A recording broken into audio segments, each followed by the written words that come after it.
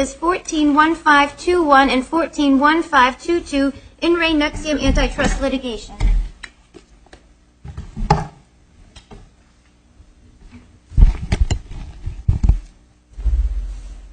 Mr. Shelby, good morning. Good morning, and thank you, Judge Torway. Canon Shanmugam of Williams & Connolly, appearing on behalf of appellants, and with the court's leave, I'd like to reserve 4 minutes for rebuttal. You may. May it please the court. Class actions are an exception to the ordinary rule that litigation is conducted between named parties. In order to ensure that the class action mechanism is preserved for cases where it is appropriate, Rule 23b3 requires plaintiffs seeking class certification to show that common issues predominate over individualized ones. Because the fact of injury is a central element of an antitrust claim, plaintiffs seeking class certification in an antitrust case must show that they will be able to prove class-wide injury at trial using common evidence. It naturally follows from that where it is clear at the class certification stage that the proposed class includes members who did not suffer any injury, the fact of injury cannot be treated as a common question, and the predominance requirement is therefore not satisfied. Is your view that any class member who's not injured defeats the class? Well, in the light of Halliburton, that would seem to be difficult. Well, that is our view, and I will deal with Halliburton, but let me explain first why that's our view, second why that should not unduly concern this court, and third why Halliburton is distinguishable. First of all, the reason why we think that the presence of a concededly uninjured class member defeats class certification is precisely because it shows that the fact of injury will not be able to be proved at trial using common evidence. And that's for the simple reason that it demonstrates that the issue of fact of injury cannot be resolved, in the Supreme Court's words, in one stroke.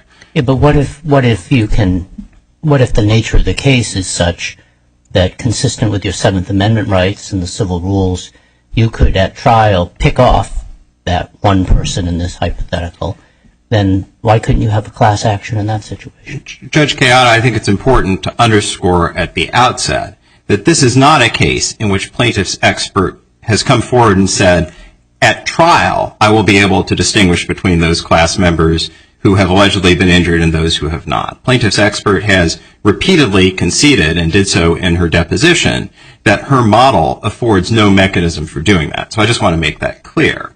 Now, the reason why we think that as a practical matter, it is still insufficient for a plaintiff to say at trial our model will be able to draw that distinction and therefore the case should go forward on a class-wide basis is precisely because the Supreme Court has directed us to determine whether or not the element in question can be satisfied as to all of the class members. And that's really... Suppose right now they had a plan and Judge Young had gone forward and not stopped where he did. Suppose he'd gone forward and found that there is a mechanism consistent with your Seventh Amendment rights, the Rules Enabling Act, and the Rules of Civil Procedure, where it would be possible to identify the members who had no injury. Well, then we could have a class certified now as long as we had a plan in place to do that, couldn't we? Well, again, I think that would be a more difficult case than this one, precisely because plaintiff's expert offered no promise of there being such a mechanism. And indeed, plaintiffs have not suggested that at any point of this litigation there would be a mechanism for making this determination. And let me just pause on that point for a minute and sort of underscore why that is true here. To take one of the many examples of categories of uninjured class members that we've identified here, take the brand loyalist consumers. With regard to brand loyalist consumers, there is obviously no way of using a model to determine who those brand loyalist consumers actually are. And plaintiff's expert admitted as much in her deposition at page 384 of the Joint Appendix. She admitted that it would be impossible to identify those people who are going to be brand loyal and those who are not. So again, this is not just a problem at the class certification stage of this case. This would be a problem with the case going forward as well. And so this isn't the sort of hypothetical case where, again, the plaintiffs say, we can't do it now, but we have a model that might allow us to do it at trial. Now let me come back to Judge Dyke's question, if I may, and explain why I really don't think that this issue of the one hypothetical uninjured class member is a big problem in practice. As a practical matter, the smaller the number of uninjured class members, the easier it will be to narrow the class definition in order to avoid the problem of having a class that includes those uninjured class members.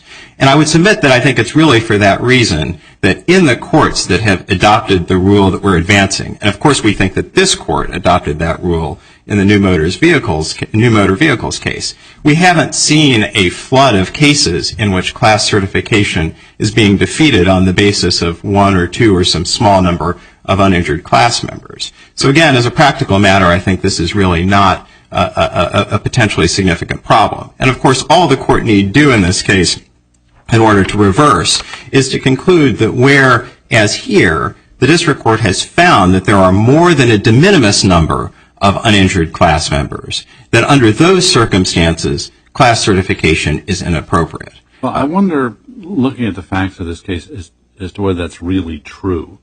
I mean, you agree that a class member wouldn't have to suffer injury during the entire period, right? It would be sufficient to suffer injury during part of the period. Yes, that is correct. All right, so if I could just briefly go through the 6 categories with you, I have some concern as to whether the amount of uninjured class members isn't quite a bit overstated, both in the district court decision and in your argument. I mean, let's take the rebate people. As I understand it, the evidence shows that the rebates would continue for the first year. So why wouldn't those people be injured at least for the first year? Well, this is the TPP class members. Right. So with regard to the sort of numbers, let me sort of approach this globally, and then I'm happy to kind of break this down on a sort of category by category basis. So as to the number of uninjured class members more generally, we believe that the district court essentially estimated the number of uninjured consumers at about 7 to 8 to 9.8%. Well, I understand, but what I'm trying to do is to go through those 6 categories that were treated and to see whether we're really talking about a significant number of uninjured class members, since you concede that if the class member was injured for part of the period would qualify. As I've gone through the 6 categories, it seems to me there are not that many people who are uninjured for at least some of the class period. Yeah, so let me start with the category that you've identified. I'm happy to talk about all of the others, but of course we have a district court finding here, so the real question is whether that finding is clearly erroneous. With regard to the third-party payers and with regard to rebates, the evidence that we have in the record indicates that there were $12.9 billion of rebates over just part of the class period alone. Yeah, but the problem is that you're treating this as an aggregate problem, and it would seem to me that with respect to the TPPs, that if there's some transactions where there's injury, where there's loss, where there's damage, the fact that those transactions are offset by other transactions potentially, which would cut the other way, and that the net effect with respect to the TPPs would be no injury is not the right analysis. Don't you have to say that if there's some transactions where the TPP is injured, that the fact that there are offsetting transactions the other way is irrelevant to the question of injury? But just to be clear, Judge Dyke, we're not the ones who are seeking to treat this on an aggregate basis. After all, it's Dr. Rosenthal. I understand, but isn't the answer that it's sufficient that some of the transactions resulted in injury? It doesn't have to be that the net effect, that the aggregate is sufficient. Yes, but in some sense, Judge Dyke, I think that this colloquy really underscores precisely why the analysis is individualized. And that is simply because not only do we have Dr. Hughes's unrebutted testimony about the amount of the rebates, $12.9 billion over part of the class period, that was about 40 to 50% of the overall price of the drug, and Dr. Rosenthal conceded that those were much more substantial rebates than for other drugs. What we also have is Dr. Hughes's testimony. The problem I'm having is you want to talk about broad principles, and I want to talk about the individual categories that the district court said led to a finding that some class members were uninjured, because it seems to me that when you do that, for example, with respect to the consumer brand loyalists, you find that in the first 3 quarters of the generic entry that the price of the brand goes down, so those people are injured during the first 3 quarters. After that, they may pay a higher price, but during the first 3 quarters they're injured. So it seems to me what I'm saying is there needs to be a very precise analysis of these individual classes based on the record that was made here, and that it isn't sufficient just to say, well, there's some findings here. The findings in some respects may be mistaken, may overstate the problem. Well, first of all, Judge Dyke, to kind of step back, it is, of course, our view that the number of uninjured class members doesn't matter as a legal matter. And for that proposition, we rely on the Supreme Court's decision in Walmart and on this Court's decision in New Motor Vehicles, which says that plaintiff's theory must include some means of determining that each member of the class was, in fact, injured. Now, I do think there are responses on each of these categories, and we set some of them out in our brief. With regard to the brand loyalists, I would note that while plaintiffs suggest somewhat misleadingly that the price would, in fact, initially dip for the brand version of the drug after a generic entry, in fact, the evidence in the record from Dr. Rosenthal suggests that the prices then would go up substantially, and that's Joint Appendix page. But you've agreed that if they're injured for 3 quarters, 3 quarters of a year, they're properly a member of the class, right? It doesn't make any difference that later on the entry of the generic cuts the other way and they have to pay more. Right, but I think that this discussion illustrates why you have to have an individualized inquiry. And I would actually go back on this point to the third-party payers, because not only did Dr. Hughes offer evidence of the size of the rebates, he offered testimony that those rebates vary substantially from payer to payer. And I think with particular regard to the third-party payers and with regard to, rebates, copay structures, and fixed-price contracts, I think it's important to underscore that for any third-party payer, you can actually have multiple of these factors in play in any particular case. And I think to sort of come back to the broader legal principle, and I don't mean to unduly move off the facts, but I think it's important to kind of keep in mind what legal principle we're applying here. Again, I think that this parade of horribles, that the rule that we're advancing, a rule that this circuit has adopted and numerous other circuits have adopted, is somehow going to lead to the end of the class action more generally, is just simply misguided. And I think in particular, it's no accident that many of these cases, New Motor Vehicles included, are these cases involving these indirect purchaser classes. As this Court said in New Motor Vehicles, cases of this variety are far from the paradigmatic antitrust case where you have a claim of price fixing that affects direct purchasers, a case in which it is easier to show injury because you have a very direct relationship, right? You have a market price and you have an agreement to fix the price at a super competitive price. If you take a look at one document in the Joint Appendix, I would direct this Court to page 325 of the Joint Appendix, which is a chart that illustrates how the contractual relationships operate with regard to these sorts of... Before you run out of time, come back to the individual consumer brand loyalist in the first 3 quarters point. This is a large category, and you rely on it as showing that there's a significant number of uninjured people. Is it not true that the brand loyalists during the first 3 quarters of the generic entry in fact are injured? Well, it may be true as to brand loyalists that they would pay a lower price initially for some short period of time.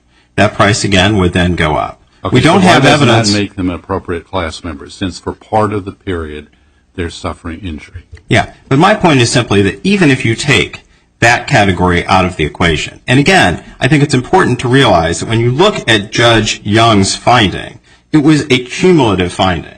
His finding was that as to third-party payers and consumers who through rebates, contracts, and brand loyal purchasing suffered no damages, there were more than a de minimis number of those entities and individuals. Now again, I just want to drive home the fact that we do not think that whether or not this number is de minimis is of legal significance. And conversely, I would just point out that plaintiffs don't seem to offer an alternative standard here. Plaintiffs don't seem to identify at what point you would have enough uninjured class members to defeat predominance. The standard that we are advancing today is the standard that the Supreme Court itself adopted in Walmart after this Court's decision in New Motor Vehicles. And notwithstanding plaintiffs' efforts to characterize what this court said in New Motor Vehicles as dicta.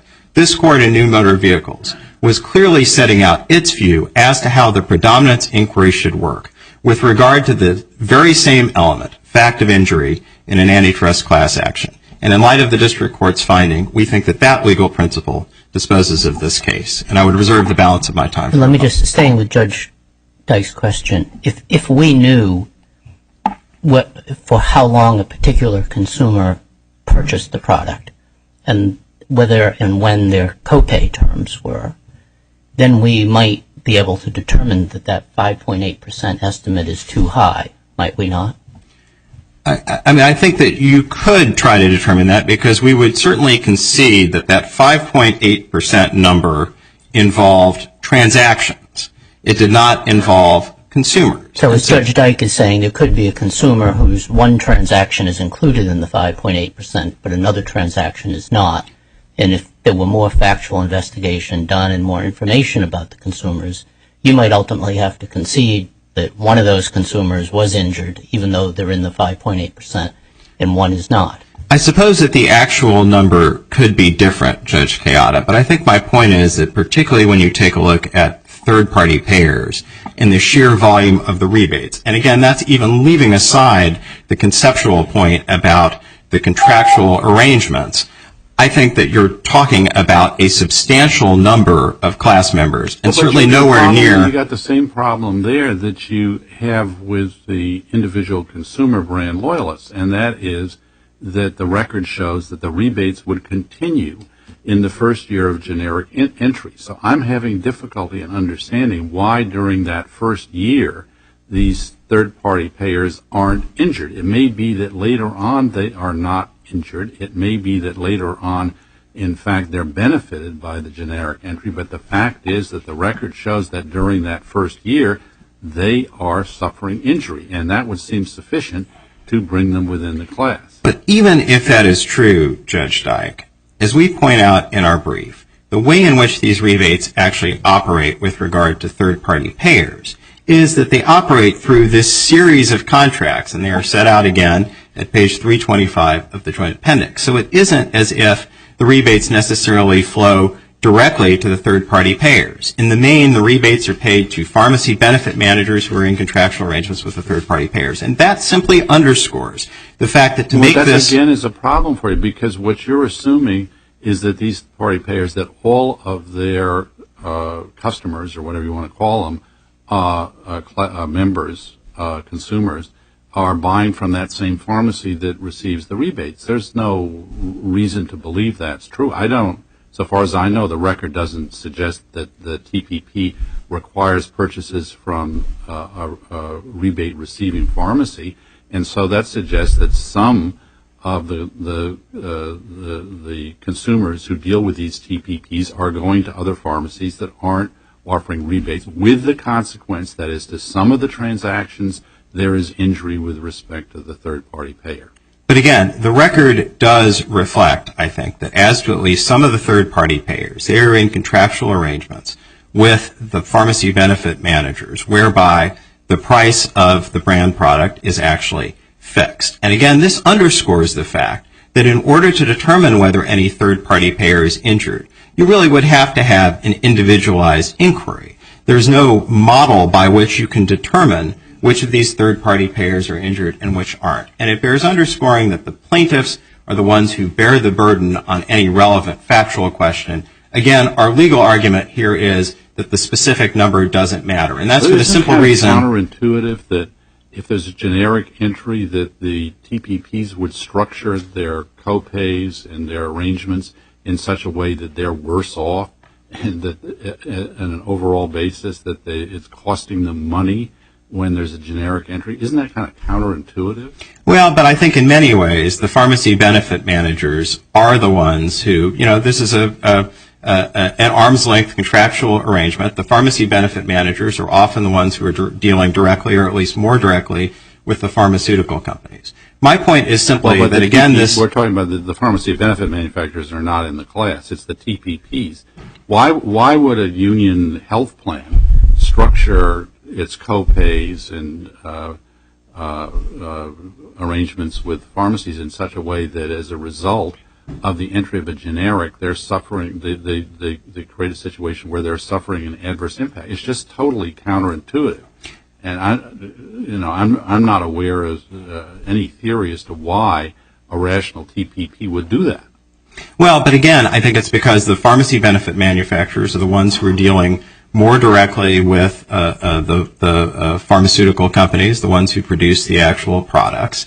And the evidence in the record illustrates that, in fact, the significant majority of the rebates flow to the pharmacy benefit managers, and in some circumstances, those rebates flow down to the third-party payers, and in some circumstances they don't. All of this simply illustrates that an individualized inquiry would be required in order to determine whether any third-party payer in fact suffered an injury. And again, plaintiffs bear the ultimate burden here, but our overarching legal argument, and again, we think this is a legal argument that this court really embraced in the new motor vehicles case, is that it is the very existence of an uninjured class member that shows that the fact of injury no longer will be able to be shown on an all-or-nothing basis. That is simply our principled submission underlying. You undoubtedly win if a single uninjured class member defeats the class. But the problem is, it seems to me, that it's very speculative to say that there's any significant number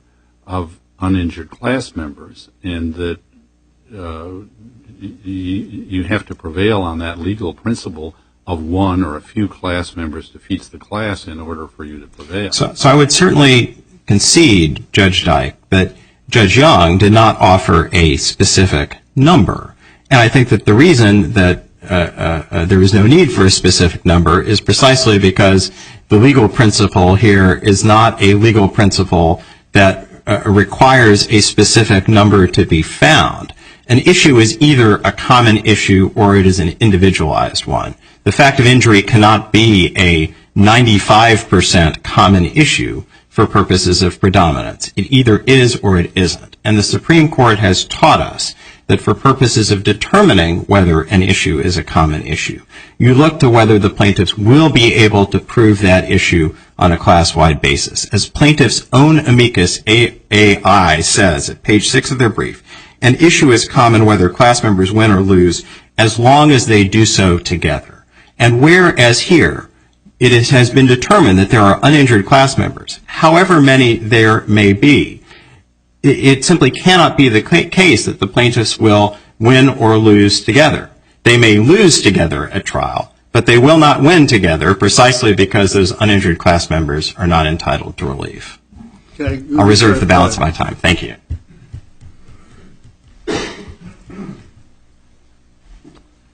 Mr. Wexler, good morning. Good morning. Ken Wexler on behalf of the N-Payers. I want to address one thing right off the bat, and which has to do with what our burden is at trial. What the evidence reflects in this case is a 98.2% switch rate in transactions.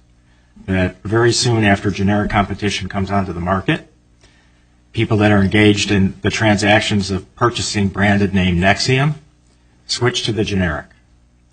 I would have no problem going to court, going to trial, and asking a jury to decide that it is more likely than not that all class members at some point in the class period purchased a generic and that all class members were injured. What about a class member, a consumer, who's got a copay? A flat copay? Yeah, they have a copay. They buy Nexium for 6 months, and during that entire period of time they have a copay that's fixed that's less than the but-for cost of either Nexium or the generic. How would that person have been injured? Well, if after the 6 months the copay situation changed and they paid more. Sure, but that wasn't my hypothetical. Okay, if you're hypothetical, could there be an uninjured class member out there? And I think this is a legitimate question. What is the effect of that? I mean, why are we concerned about the existence of uninjured class members? But my question is, don't we know that if all I need to know about someone is that they have a fixed copay during the period they were buying Nexium that is less than the but-for price of either Nexium or a generic drug, then I know it's impossible for that person to have been injured. Well, flat copayers are excluded from the class definition. And And how are you going to determine who's a flat co-payer? Well, certainly in the allocation stage, if somebody makes a claim, we've been doing these cases for 20 years. We're very adept at this point at being able to determine what third-party payers' actual spend are and what consumers' actual spend are. And when they submit their records, which are kept by pharmacies and pharmacy benefit managers, we'll be able to determine whether or not they suffered any damage. Nobody's going to collect one dime. In fact, that's one of the interesting things here. There is nothing that the defendants are complaining about that results in them spending one dime more than they would have to. So when they rely on the rail freight case as precedent for not permitting uninjured class members to be in the class, that case, the plaintiff's expert actually ascribed damages to entities that were not in the class. And so the defendant was faced with paying more in the event of a verdict than it would have to. Let's stick with the facts of this case. And yeah. Let me try a different hypothetical on you, where there are different copays for the generic and the brand. And as a result of the brand entry, the copay to the brand loyalists increases, which is a fairly common situation to encourage Correct. switching to the generic, right? Correct. How are those people injured, the brand loyalists who find themselves, as a result of the generic entry, having to pay more? It would seem to me they are injured rather than benefiting from the generic entry. They're not entitled to net damages at that point. You're correct. Right, and they're not injured.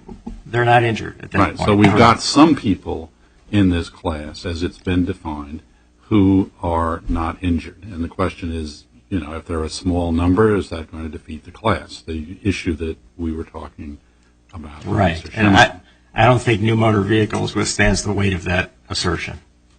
In part, in light of Halliburton? In light of Halliburton and in light of new motor vehicles itself. I mean, the factual differences here are enormous. In new motor vehicles, you had a novel and complex theory, which we do not have here. These cases have been litigated for umpteen years. You had an expert report that was based on intuition and not hard data. You had an incomplete record below.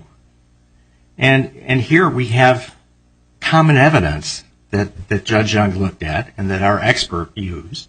And that common evidence consisted of actual national retail data showing the exact prices of Nexium during the class period, actual national retail data showing the price of the various yardsticks that were examined for possible use in terms of the methodology, and actual national retail data reflecting the actual yardstick used.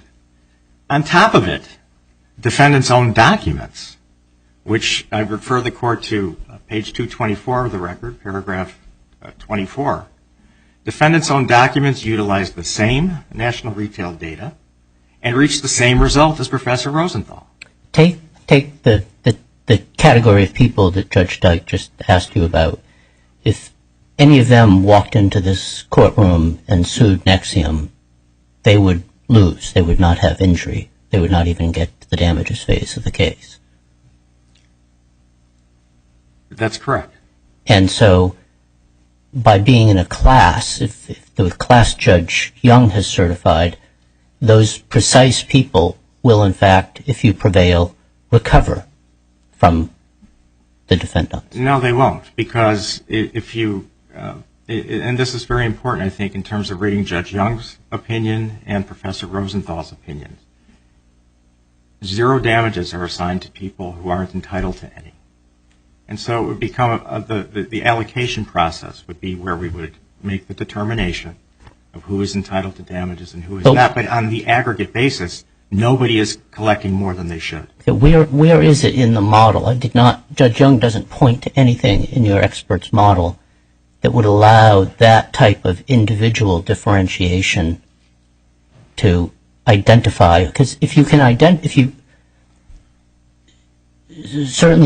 pick off all of those people at trial, and there was a mechanism for doing that, then don't you have a much stronger case? Well, but then we're looking at, we're not having a class action. We're having individual trials.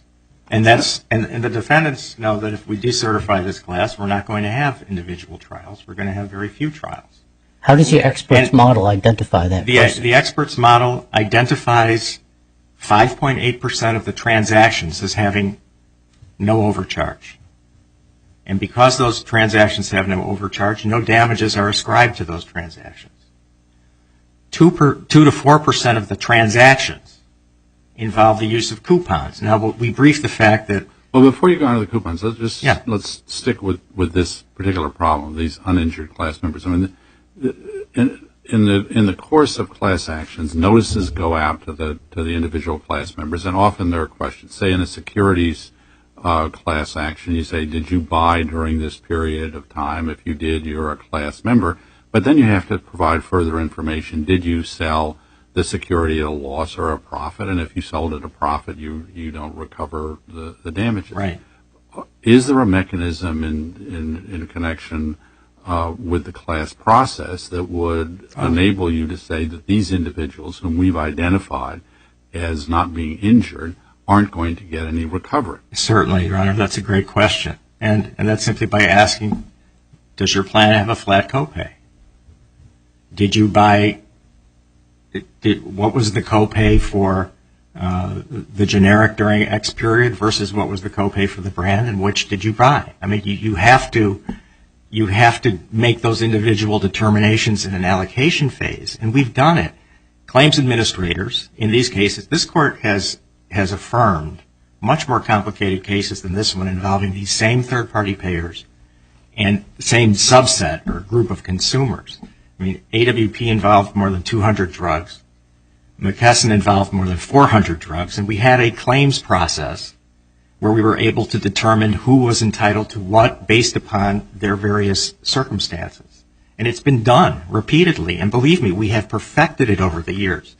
Judge Young started it with Relafin, and Judge Saris improved upon it in AWP, where we are actually able to subpoena the specific information from PBMs and chain pharmacies with respect to individuals. We did it in AWP with respect to CMS.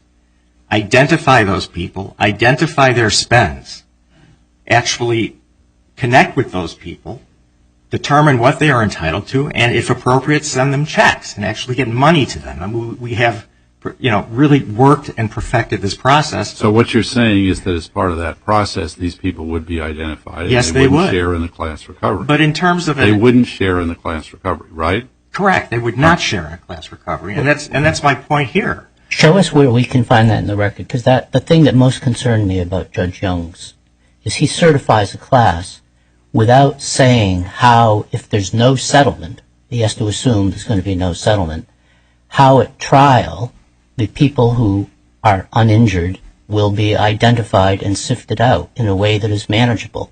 And you're describing to us some claim administration process that works it, but we don't have a trial plan approved by Judge Young that we can judge whether it will do it or not. I understand your point, and yet he did leave open, in his opinion, the fact that he's going to revisit the issue of damages and how he's going to deal with that further down the line. But not just damages, whether someone's been injured at all. How is he going to? Anyways, how is he going to, if you don't have a settlement, okay? So you don't have all the ease that comes with a settlement class, but you actually get a litigation class. How does he, knowing that there are uninjured people in the class, certify a class without spelling out how the people can be pulled out or picked off in a way that is manageable under Rule 23? Can I back? I understand your question, and I do want to answer it, but I think that there's a certain amount of confusion between impact or injury and damages, because I think we've briefed it very heavily, and I haven't heard any discussion of it, and that could be our fault in our briefing. But the injury is incurred at the time of the purchase. The purchase price contains the overcharge. I mean, Hanover Shoe, all the cases going back to Chattanooga Pipe. Well, wait a second. Let me see if I can clarify this a little bit. As I understand the expert testimony that you've put in, you presented a model for calculating damage across the entire class. And the uninjured people are excluded from that damages model. In other words, that there's no calculation of money going to them. Right. And if what I understand you to be saying is that the damages are calculated on an aggregate basis rather than an individualized basis in the course of this, and then in terms of the allocation of the recovery later on, the people who are uninjured parties will be identified and they won't share in that aggregate recovery. That's exactly correct. So the aggregate recovery doesn't include damages for the uninjured people, and the individual uninjured people later don't share in the aggregate recovery. That's exactly correct. And I think, quite honestly, we took things off the table, like rebates. And that we're not exactly 100% certain that they should have been taken off the table, but in light of Comcast and having to measure your damages have to be connected to the harm, we anticipated an argument from the defendants that the rebates were connected with the harm. Where can we look in the record? Where can we look in the record to see that when it comes time to allocating the aggregate recovery, you will have a mechanism for identifying all those class members who were not injured so that none of them will share in the recovery? There's nothing in the order that does that. Where do we look specifically? I cannot point you to anything. So this is just something that's in your head that you hope to do down the road, but it hasn't been spelled out to Judge Young or to us. Well, it has been spelled out in cases that have been affirmed by this court a number of times. No. In this case, how are you going to identify these uninjured people that you just told Judge Dyke would not get any money? We have not presented a plan of allocation yet to Judge Young. That is for down the line. What we set out to do was to follow the requirements of Halliburton and Walmart and Comcast that we demonstrate. But you have a class, unlike you have a class where you admit that there's a debate as to how many, but you admit there are uninjured persons in that class. Therefore, the type of persons who, if they came and sued AstraZeneca, they would lose on lack of injury. No, we do not admit that. We do not admit that. I mean, your question did not ask me to concede that, and we do not admit that. Well, Judge Young found it. He did not. And we disagree with that very seriously. You want us to read his statement there that the class clearly has uninjured people as saying simply that it has people who, on a net damage basis. Yes, I think that's a fair reading of what he said. He also said... But I thought a few minutes ago you admitted that there were uninjured class members here. I gave you the hypothetical about the brand loyalist whose copay increases as a result of the generic entry, and you agreed that they're within the class and that they're not injured. So it does seem to me that we're dealing with a situation in which we have to deal at least with some small number of people, maybe declining over the course of the period, who are uninjured. You're right, Your Honor, and I did follow your hypothetical, and in following the hypothetical, believe very strongly that if there is an uninjured class member, we still met our burden under Rule 23 and predominance. But what I do want to point out...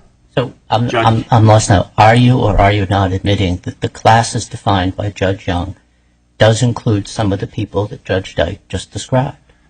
No, I would like to, if I could direct your... No.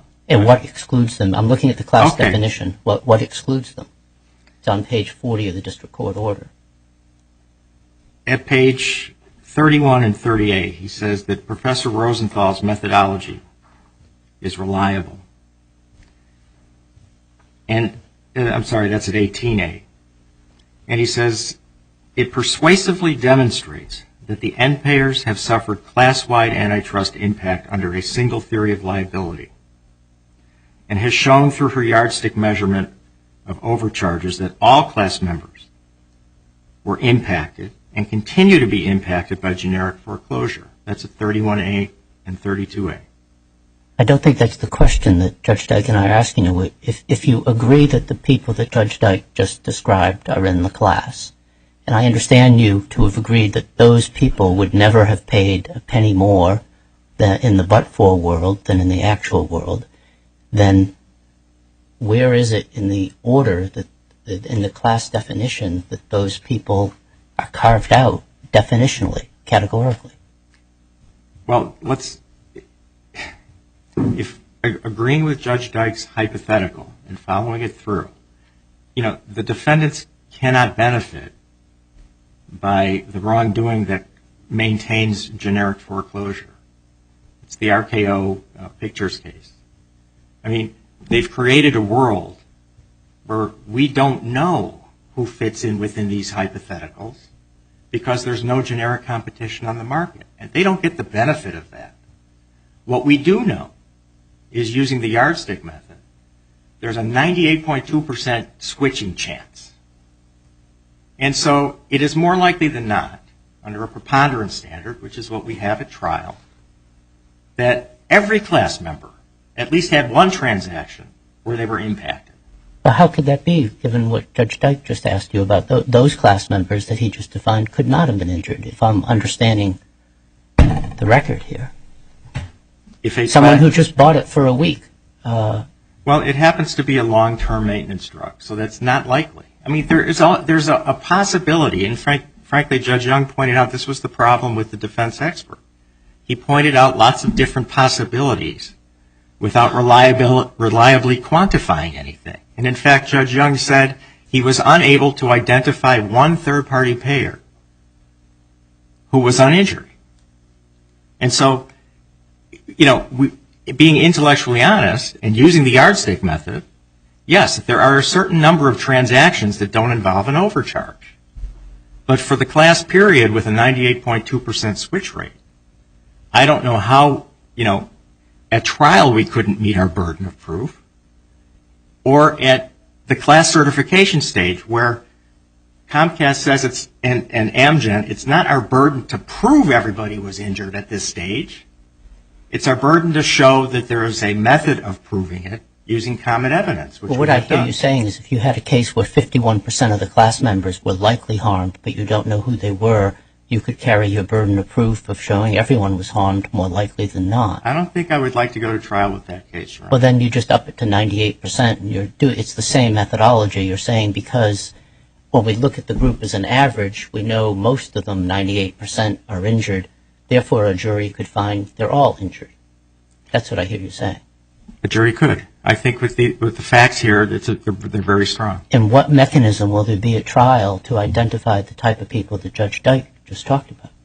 Well, the trial would allow us to put on the class-wide evidence, the common evidence that I've described, and the jury would be charged with a preponderance of the evidence standard to make that determination. And if they find that we're wrong, we lose. Can the defendants do discovery of the class members to identify those people that Judge Dyke was asking you about, and then present that evidence at trial to show that those are precisely the type of people whom, if they had sued AstraZeneca in their own right, they would have necessarily lost? They haven't tried to do that. Discovery's closed. We're going to trial in October. And they put on no evidence. Let me just ask a different question, which may help to shed some light on this. As I understand it, and correct me if I'm mistaken, there is a generic entry now. No, there is not. There's not. Still not. Still not. And when will there be generic entry? It's anybody's guess right now. Uh-huh.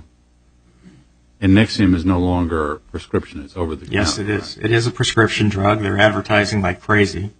But it also is being sold by Pfizer over the counter. So it's both. But it's a different market. I mean, that gets into a different issue. Over the counter, people who buy over the counter, who go to a drugstore, that's a different group of people that go to the doctor and get a prescription. Okay. Thank you. Thank you.